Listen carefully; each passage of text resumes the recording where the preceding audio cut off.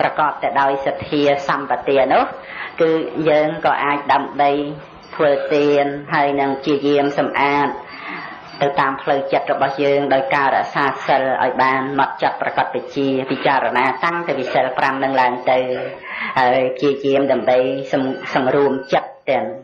នឹងជាពិសេសគឺសតិប្បដ្ឋានវិបស្សនាដោយសេចក្តីថាជាការដើម្បីកម្ចាត់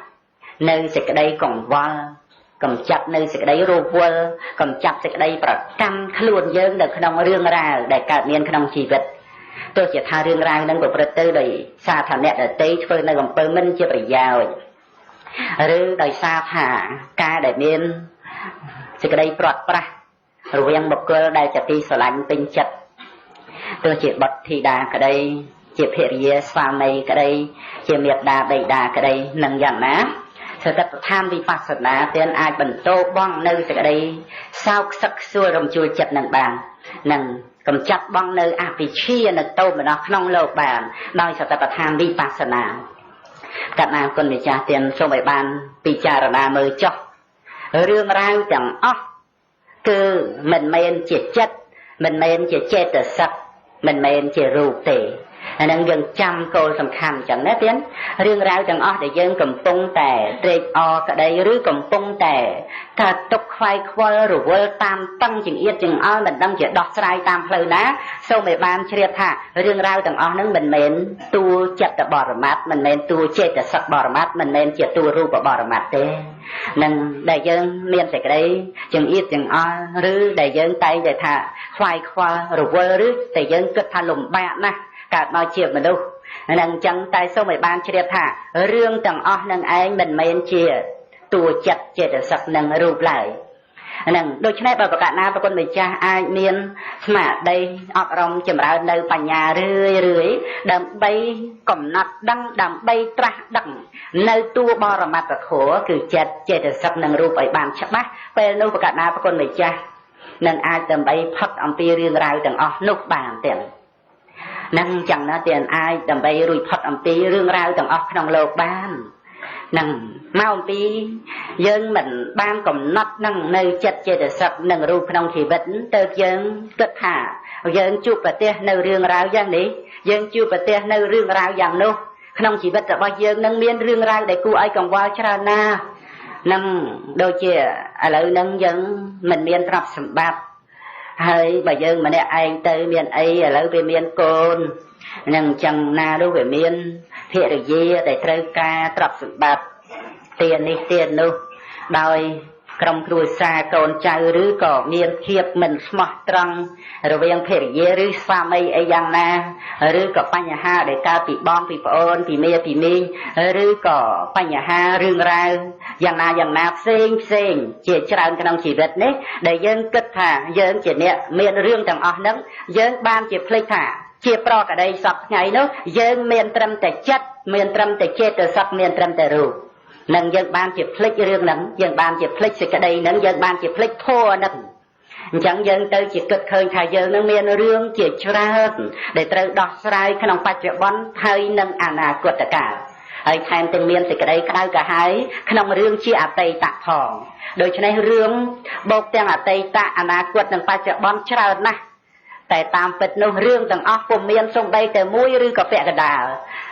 តាមពិតគឺមានតែចិត្តចេតសិកនិងរូបក្នុងចិត្តចេតសិកនិងរូបគឺពុំមានរឿងអ្វីទាំងអស់ដូច្នេះប្រកាសណាគុណម្ចាស់គឺត្រូវរួចផុតអំពីរឿងដែលគួរឲ្យខ្វាយខ្វល់រួចផុតអំពីរឿងដែលគួរឲ្យរវល់នេះដែលព្រះសម្មាសម្ពុទ្ធព្រះអង្គទ្រង់ប្រទានណាទាននៅអមតៈធម៌ឲ្យដល់សត្វលោក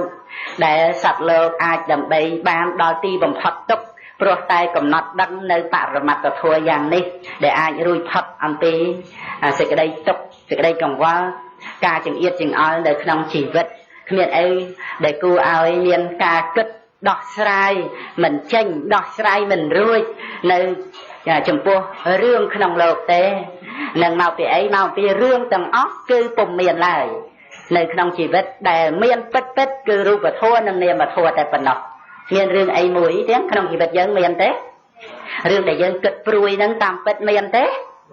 អត់មានទេសាធុទៀតអត់មានទេនឹងធัวពិតណា ក្នុងជីវិតប្រចាំថ្ងៃដែលព្រះអង្គទ្រង់ប្រទានរឿយក្នុងព្រះអភិធម្មព្រះអង្គសម្ដែងក្នុងសតិប្បដ្ឋានសូត្រក្នុងប្រសូតទាំងឡាយផ្សេងក្នុងធម្មវិន័យប្រជានុស្រីទ្រង់ត្រាស់សម្ដែងគឺដើម្បីកំណត់ដឹងនៅសភាវៈពិតដែលកើតមានក្នុងជីវិតប្រចាំថ្ងៃនេះកណ្ណាប្រគុណម្ចាស់គឺមិនមានបញ្ហាអីដែលគួរឲ្យរវល់គួរឲ្យខ្វាយខ្វល់តទៅទៀតទាំងអស់នេះប្រកាសណាគុណម្ចាស់បានជ្រកនៅក្រោមមលុបនៃព្រះសទ្ធំជាធម៌របស់សប្បុរសគឺសតិប្បដ្ឋានវិបស្សនាដែលប្រព្រឹត្តទៅដើម្បីអរិយមេអង្គ8ប្រការនេះពិតមិនមែនភូតភរកុហកមិនមែនជាផ្សាយផ្សំដើម្បីបន្លែបន្លំឬគ្រាន់តែព្រាវស្មានឯណាប្រកាសណាប្រគុណម្ចាស់ប្រព្រឹត្តប្រណិប័តកំណត់ដឹងនៅសច្ចធម៌តាំងពីបរមត្តសច្ចៈរហូតដល់ទៅត្រាស់ដឹងនៅអរិយសច្ចធម៌គឺជាធម៌ពិត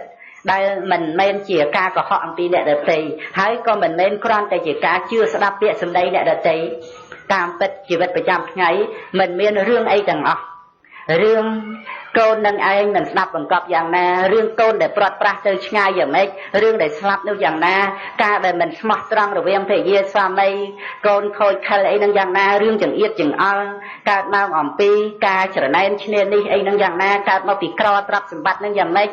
នឹងសពគ្រប់ទាំងអស់សូម្បីតែរឿងដែលយើងរៀនធម៌ចេះឬមិនចេះអីនឹងយ៉ាងណាតាមពិតរឿងទាំងអស់មិនមានក្នុងជីវិតនៃយើងឡើយសូម្បីតែមួយឬក៏បន្តិចបន្តួចកណ្ណាប្រគុណម្ចាស់កាលណាបើជ្រាបច្បាស់ថាក្នុងជីវិតនេះពុំមានរឿងអ្វីទាំងអស់អញ្ចឹងជាសុខឬជាទុក្ខទេជាសុខតាមផ្លូវចិត្តនឹងហើយនេះពិតណាស់ព្រោះថានៅក្នុងជីវិតប្រចាំថ្ងៃក្រៅអំពីចិត្តចេតសិកនិងរូបគឺពុំមានអ្វីដទៃទៀតឡើយនឹងហើយមិនត្រឹមតែប៉ុណ្ណោះនៅក្នុងការកំណត់ដឹងនៅបរមត្តសច្ចៈយ៉ាងនេះហើយទីបំផុតការប្រព្រឹត្តទៅនៃបញ្ញាក៏បានត្រាស់ដឹងនៅអរិយសច្ចធម៌ក្នុងបរមត្តសច្ចៈនោះដោយអត្ថាអនត្តាពុំមានជាសត្វបុគ្គលជាតួខ្លួនយើងឡើយនៅក្នុងចិត្តនៅក្នុងចេតសិកនៅក្នុងរូបឬក៏នៅក្នុងរូបធម៌និងនាមធម៌ដែលកើតឡើងហើយនឹងមានការផ្លាស់ប្ដូរប្រែប្រួលទៅយ៉ាងណាគឺសូន្យចាអាត្មាតួខ្លួនទេនេះកណ្ដាលគុណម្ចាស់អាចដើម្បីរួចផុតស្រឡះអំពីវត្តដាក់ទុកបានទៅតាមដំណើរផ្លូវនៃបញ្ញាដ៏ប្រសើរនេះគឺជាមលុបនៅក្នុងព្រះសទ្ធធម្មទាំងនឹងចឹងទៀតជ្រាបទេនេះអានិសង្ឃនៃការអប់រំសតិប្បដ្ឋានការចម្រើនវិបស្សនាទៀតដែលមានប្រកដីសិក្សារឿយសង្កេតពិនិត្យរឿយកំណត់ដឹងនៅបរមត្តធម៌សត្វលោកច្រើនណាស់ដែលអវិជ្ជាគ្រប់សង្កត់ទៀតនឹងរមែងមិនកំណត់ដឹងនៅនាមរូបហើយក៏ជាប់ជំពាក់ក្នុងរឿងទាំងឡាយផ្សេងដែលនាំឲ្យកើតឆន្ទរាគៈគឺសេចក្តីត្រេកអរពេញចិត្តហើយឆន្ទរាគៈគឺសេចក្តីត្រេកអរពេញចិត្តក៏ជាបច្ច័យនៃការថ្នាំងថ្នាក់បដិភៈក្នុងរឿងរ៉ាវទាំងឡាយផ្សេងដែលជាអានិច្ចារម្មណ៍ដែលមិនជាទីប្រាថ្នាដែលមិនជាទីពេញចិត្តនោះយ៉ាងណាតែតាមពិតរឿងរ៉ាវទាំងអស់ដែលគួរឲ្យព្រួយបារម្ភដែលគួរឲ្យចង្អៀតចង្អល់ដែលគួរឲ្យយើងភ័យទុកជាមុននោះមានរឿងខ្លះមិនមែនត្រឹមតែកំពុងកើតទុកចង្អៀតចង្អល់ទេថែមទាំងភ័យទុកជាមុនផងដែលរឿងហ្នឹងមិនតាន់មកដល់តែគឺតែចង្អៀតចង្អល់ខ្វាយខ្វល់ភ័យទុកមុនថារឿងហ្នឹងនឹងមកដល់យ៉ាងនេះរឿងហ្នឹងនឹងមកដល់យ៉ាងនេះតាមពិតរឿងក្នុងអតីតកាលរឿងក្នុងអនាគតកាលរឿងក្នុងបច្ចុប្បន្នកាលពុំមានឡើយក្នុងអតីតកាលគឺអតីតាធម្មាមានតែចិត្តចេតសិករូបក្នុងអនាគតកាលគឺអនាគតាធម្មាមានតែចិត្តចេតសិករូបក្នុងបច្ចុប្បន្នកាលគឺបច្ចុប្បន្នាធម្មាមានតែចិត្តចេតសិករូបរឿងទាំងអស់ដែលយើងគួរឲ្យភ័យខ្លាចគឺពុំមានឡើយនឹងដែលអាចមិនមានរឿងរ៉ាវទាំងអស់គឺមានតែនៅក្នុងការប្រព្រឹត្តបរិបត្តិធម៌ទេណាទៀតដែលអាចចេញផុតអំពីរឿងទាំងអស់អាចរួចផុតអំពីបញ្ហាក្នុងជីវិតមិនត្រឹមតែប៉ុណ្ណោះមិនមែនត្រឹមតែរួចអំពីរឿងរ៉ាវទាំងអស់ដោយកំណត់ដឹងនៅបរមត្តសច្ចៈទេថែមទាំងរួចអំពីបរមត្តសច្ចៈនឹងទៀតដោយត្រាស់ដឹងនៅអរិយសច្ចធម៌ការដែលរួចផុតអំពីលោកនេះគឺជាការរួចផុតអំពីសេចក្តីទុក្ខ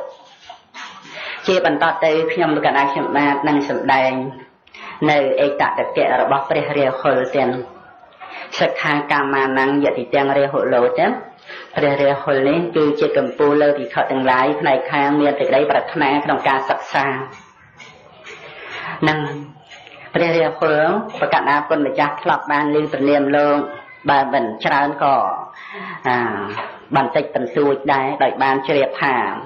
ព្រះរាហុលនេះគឺជាអរោះរបស់ព្រះបរមពោធិសត្វក្នុង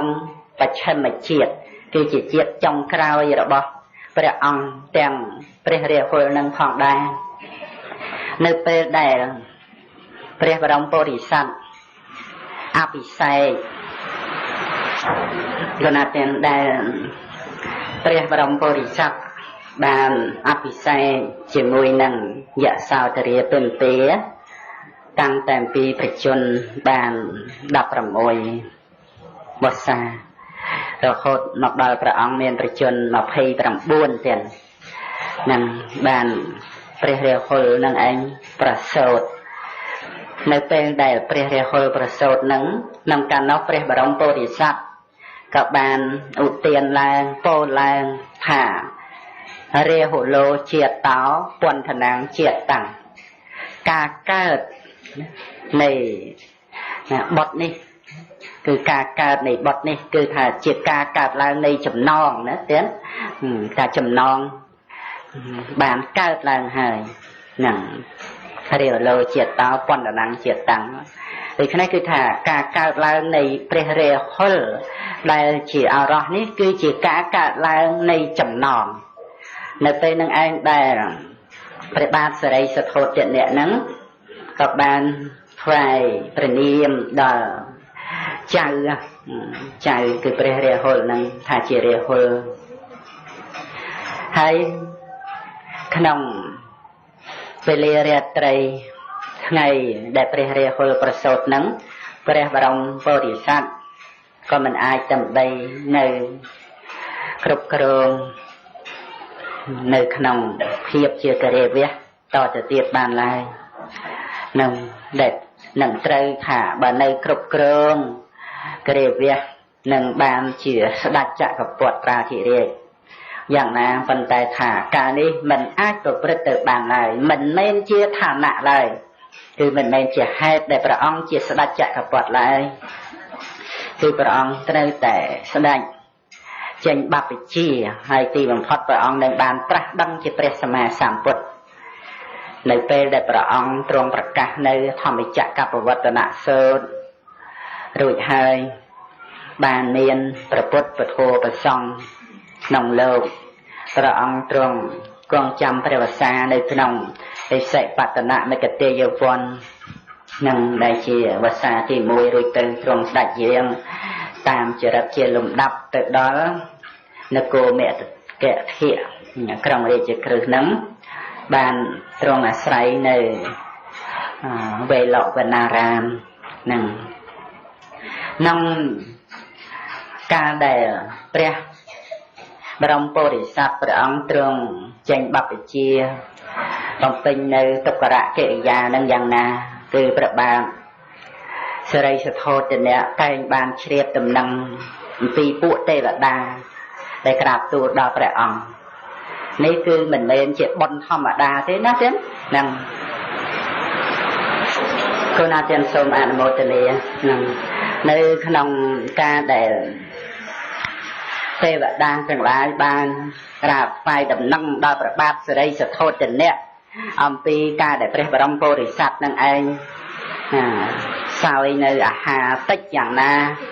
នៅឆាន់ការបន្ថយចុះតិចហើយ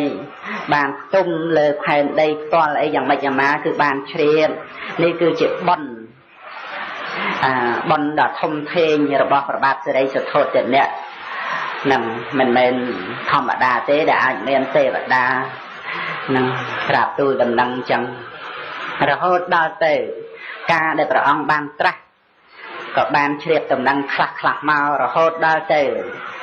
ព្រះអង្គទ្រង់ត្រាស់សម្ដែងធម្មចក្រនៅព្រៃឥសិបតនមិគតិយវ័នរួចទ្រង់ស្ដេចយាងទៅកាន់នគរមគធៈនឹងដែលចម្ងាយអំពីនគរកបិលភ័ស្តុទៀតនៅអំពីខាងត្បូងនគរកបិលភ័ស្តុហ្នឹង60យោជន៍ទៀតហ្នឹងបើគិតតាមគីឡូសប្តាហ៍1យោជន៍កាលហ្នឹង8គីឡូទេអត់មែន16គីឡូទេបើគិតទៅអំពីក្រុងរាជក្រឹសហើយនឹងនគរកបិលភ័ស្តុ មានប្រមាណ8 6 ដងទៀត480 គីឡូប៉ុណ្ណឹងឯងហ្នឹងគណៈទាំងយើងនមស្ការថ្វាយបង្គំចំពោះបរតនត្រ័យទាំងนะโมตัสสะภะคะวะโตอะระหะโตสัมมาสัมพุทธัสสะนะโมตัสสะภะคะวะโตสัมมาสัมพุทธัสสะนะโมตัสสะภะคะวะโตอะระหะโตสัมពុទ្ធសាអេតតទាំងភិក្ខវេមមសាវកាnăngភិក្ខុnăngរតញ្ញូnăng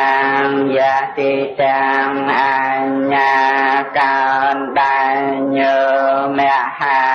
បញ្ញយតិទាំងសារិបន្តោអេហេបានតានាងយតិទាំងមហាមើងនៅធូនតាវាទេនាងយតិទាំងមហាកាសបោទេពចៈខកានាងយតិទាំងអនុរដ្ឋធោអុជចាកលិកានាងយតិទាំងផាត់ទយោកាលេកោធាយបតតោមញ្ជុសារានាងយតិទាំងលកណ្ដកផាត់ទយោសីហនិយតិកានាងយតិទាំងបែនដើមធម្មកថេកានាងយតិទាំងបណ្ណោមន្តានិបតតោសង្ខេតតេនភិសេតសវេហារេនអត្ត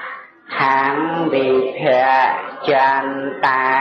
នាងយតិទាំងមហាកច្ចាណោតេវកោបឋមោអេតតេកាំភិក្ខាវេមមសាវកានាងភិក្ខុនាងមនោមយ៉ាងកាយ៉ាងអភិនិមនិនន្តានាងយតិទាំងច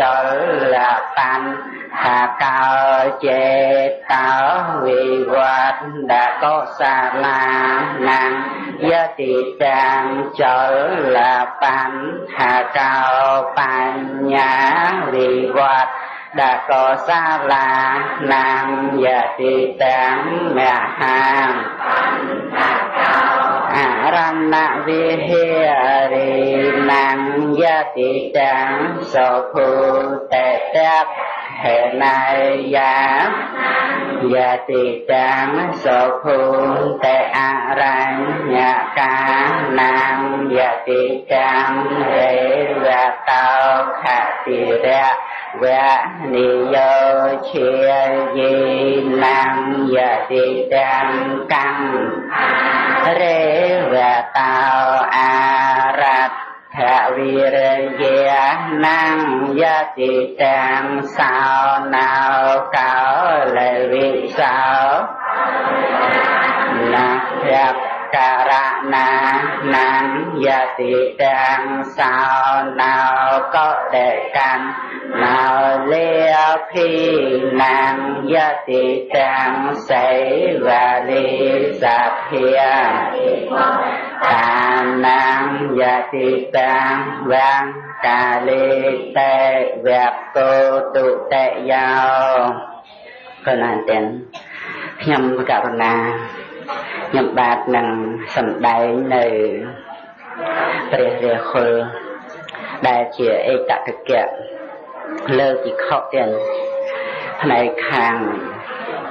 ប្រាថ្នា ក្នុងការសិក្សាដោយបលេថាសិក្ខាកាមានាំងយតិទាំងរេហូឡូនឹងត្រូវសម្ដែងបន្តទៅដោយសេចក្តីថាកាលដែលព្រះបាទសិរីសទ្ធោទនៈបានចាត់ឲ្យអាមាត្យនាំបរិវារដោយអាមាត្យនឹងជាមេនាំបរិវារ1000នាក់ទៅដើម្បីអារាធនាព្រះបរមសាស្តាអំពីនគររាជក្រឹត្យមកកាន់នគរកបិលភស្តុនឹងប៉ុន្តែដោយឧបនិស្ស័យរបស់អ្នកទាំងអស់នោះមានស្ដាប់ប្រធัวកាលណាជ្រះថ្លាយល់ចូលចិត្តមិនខ្វាយខ្វល់រវីរវល់នឹងរឿងក្នុងលោកនឹងដោយ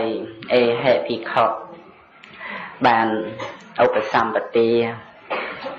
ក្នុងគ្រានឹងបានជាព្រះអរហន្តបន្តទៀតដែលទៅនឹង10លើកមិនមែនតិចទេដោយមិនបានអារាធនាព្រះដ៏មានព្រះភិក្ខតាមសំណូមពរនិងតាមព្រះរាជបញ្ជានៃព្រះបាទសិរីសទ្ធោទនៈប៉ុន្តែជាទីគម្រប់10នោះកាលៈទាយីនឹង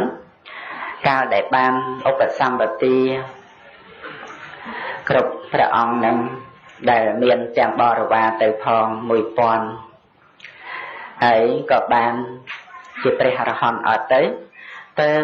ក្រាបទូលសេចក្តីនេះចំពោះព្រះដ៏មានព្រះភិក្ខ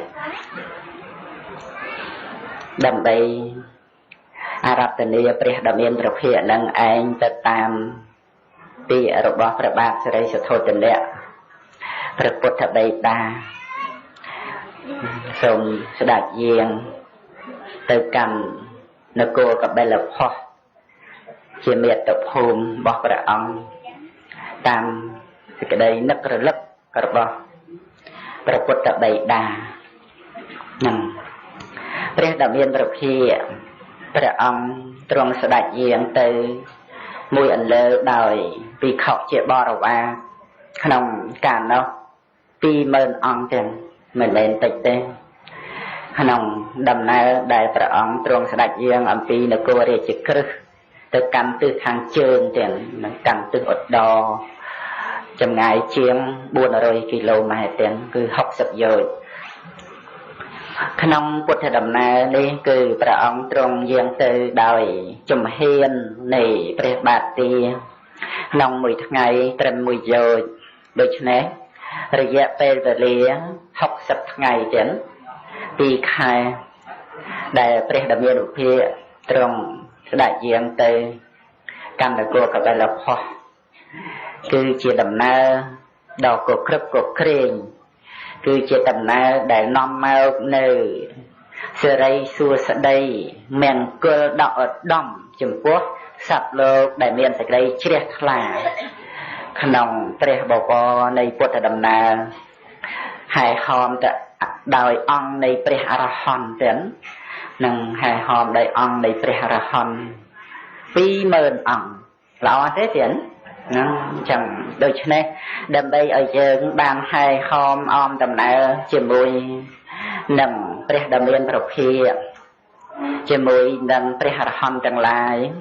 យើងក៏ត្រូវតែជៀសឲ្យឆ្ងាយអំពីបាបកម្មត្រូវតែជៀសឲ្យឆ្ងាយអំពី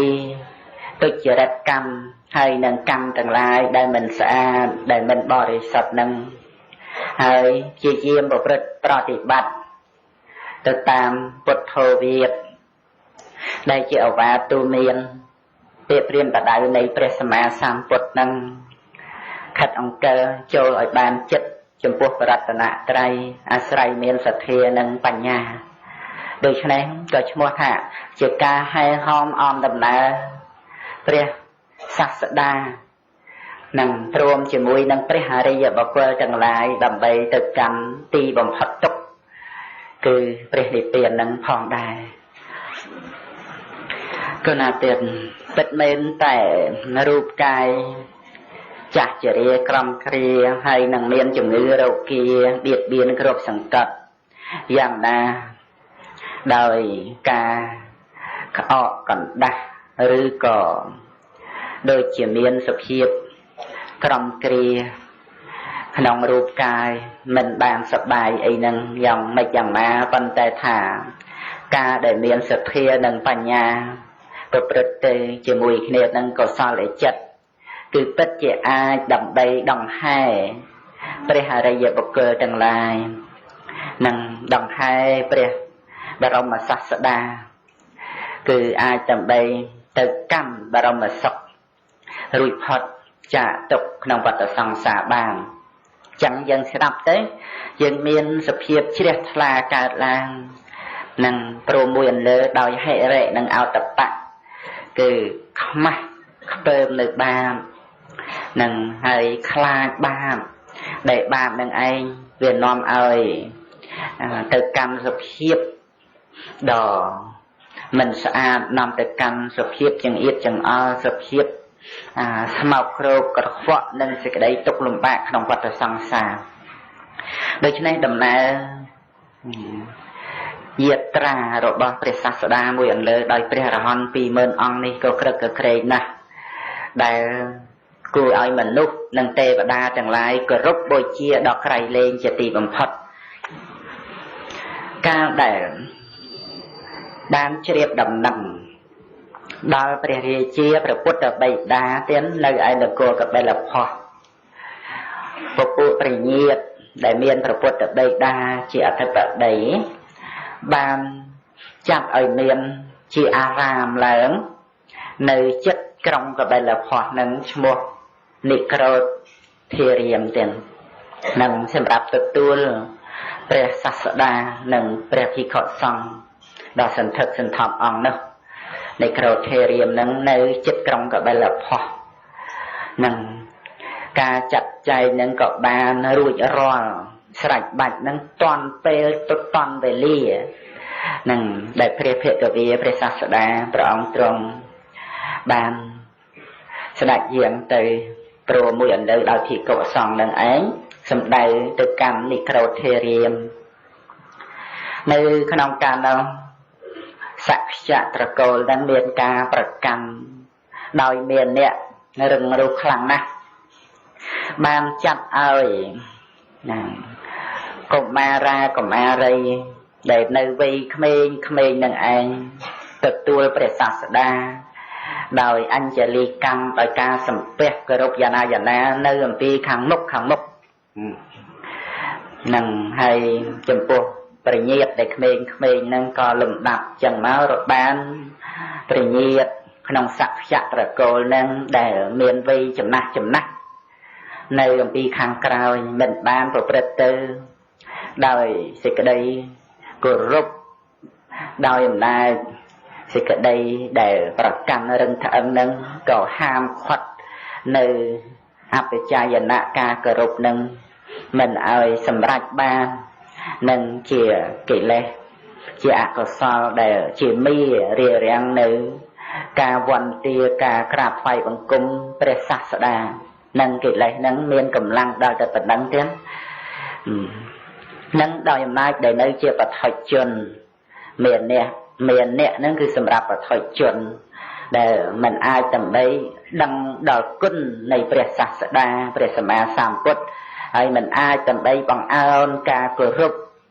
ទៅកើតនោះនឹងចឹងដូច្នេះមានអ្នកទាំងអស់នេះទៀតអាចនាំទៅកម្មអបាយបាននឹងមានអ្នកហ្នឹងណាអាចនាំទៅកម្មអបាយភូមិបានទៀតសម្រាប់បឋិជនក្នុងការនោះព្រះតមានវិភាកព្រះអង្គទ្រង់ជ្រាបអធ្យាស្រ័យរបស់ពួកព្រះញាតិព្រះអង្គទ្រង់ជ្រាបនៅភាពរឹងរូសដោយមានអ្នករបស់ពួកព្រះញាតិព្រះអង្គក៏ទ្រង់សម្ដែងនៅរិទ្ធបរិហាទៀតរិទ្ធបរិហានឹងស្តៀងគ្នានឹងយមកៈបរិហាដែលព្រះអង្គសម្ដែងផ្ចាញ់ពួកនិក្រណណ្ដេរថីចឹងដែរព្រះអង្គទ្រង់ហោះទៅឯដរអាកាសក្នុងកាលនោះ ហើយក៏មានធូលីជ្រុះអំពីព្រះបាទ